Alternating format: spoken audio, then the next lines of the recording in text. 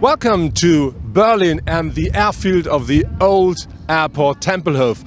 This is what our day is all about. To be really honest, it's not all about the battery, but it's more about what you can do with the battery in a car, because we're here and we want to talk about performance, e-performance, together with Jaguar.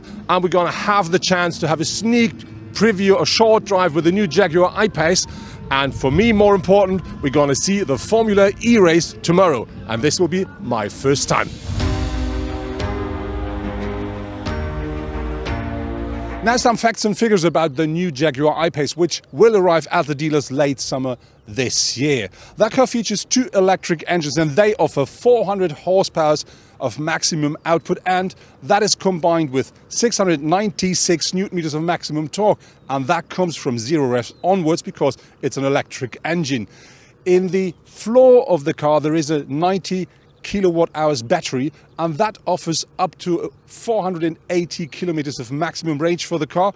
Very important, that little beast here accelerates from 0 to 100 kilometers an hour in only 4.8 seconds.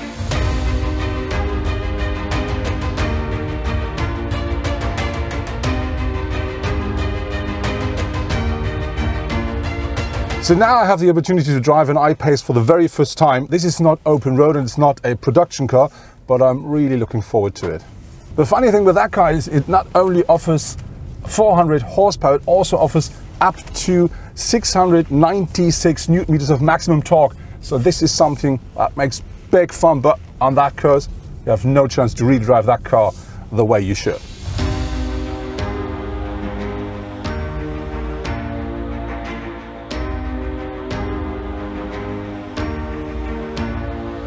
Driving the new I-Pace on that small area here is really funny, but in about 2 weeks we're going to be at the driving event of the new I-Pace, and I'm really looking forward to drive that car on the road.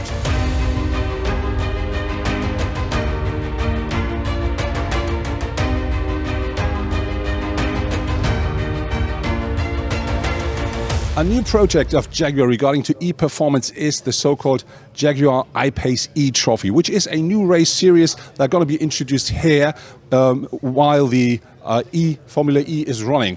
And this is a new race series where up to 20 I-Pace race cars will drive against each other. So very challenging, and that'll happen all the time next to the Formula E races from the next season onwards.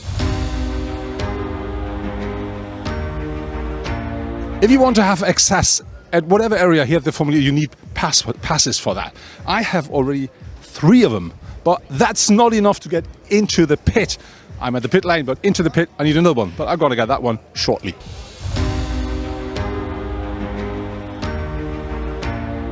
So now next to me is Mitch Evans, and I have some questions regarding to the race for tomorrow.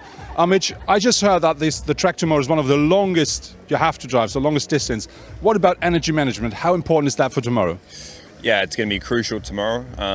So the race distance tomorrow is going to be the longest ever in Formula E's existence. So, I mean, they're already very, very long in terms of, you know, with the range and the racing side of it, with the energy management is very, very crucial. But tomorrow is going to be the most important one of, or the most difficult. So I think you may see a few cars not making it to the finish, to be honest. It's going to be very, very tight. And also going to make strategy in the race in terms of attacking, defending, even more critical. So it's going to be a big challenge for us tomorrow. So the last races were not perfect for you, but what do you expect for tomorrow? I'm quite optimistic. We've been competitive basically every race, but just hasn't really come together yet. But I'm sure we'll be competitive. There's no reason why we shouldn't be. So yeah, I'm feeling good.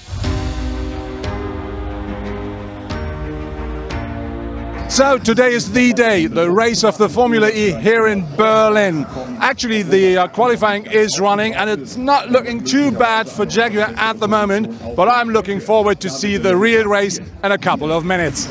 After the qualifying, the drivers of the Jaguar racing team will start from position 10 and 15. One of my personal highlights is to see how these drivers are fighting for every single position while their cars are driving on high speed very close to each other. Mitch Evans is doing a good pace, and at the end of the day he's on position 6. Nelson Piquet Jr. is finishing his Grand Prix here in Berlin on position 12. That was our report here from Berlin, Tempelhof and the Formula E Grand Prix. And I really have to say that race was completely different than anything else I ever saw in motorsport before. And we had great fun watching the qualifying. It was really interesting to see how challenging the race was. And I can tell you, after these 2 days, I know how much fun you can have with some electric energy and a car.